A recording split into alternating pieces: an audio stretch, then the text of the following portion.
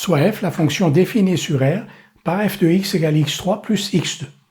On nous demande de justifier de la continuité de cette fonction sur R, puis de calculer f de moins 1 et f de 2, et enfin de montrer que l'équation x3 plus x2 moins 4 égale 0 a au moins une solution dans moins 1, 2.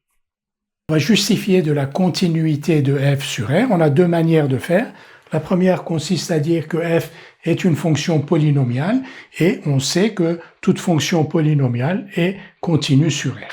La deuxième manière consiste à dire que f est dérivable sur R. Alors on pourrait dire que f est dérivable sur R comme fonction polynomiale et donc elle est continue sur R, mais on ne va pas répéter fonction polynomiale. On va donc dire f est dérivable sur R comme somme de fonctions dérivables sur R. Quelles sont ces fonctions dérivables sur R?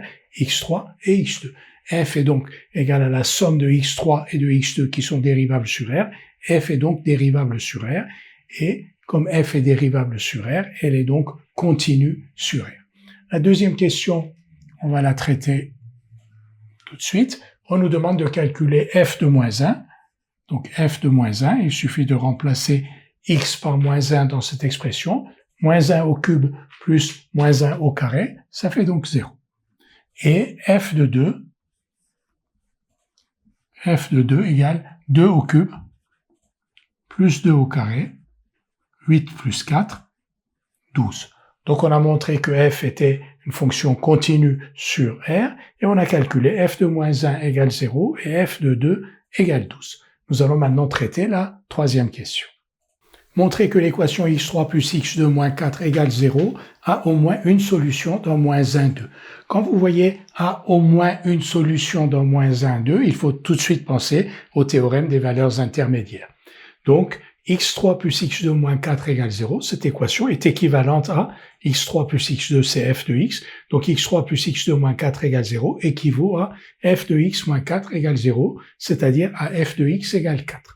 Donc on a une fonction f qui est continue sur R, on nous a fait calculer f de moins 1 égale 0, f de 2 égale 12, et vous voyez que 4 est compris entre 0 et 12, donc c'est une application directe du théorème des valeurs intermédiaires.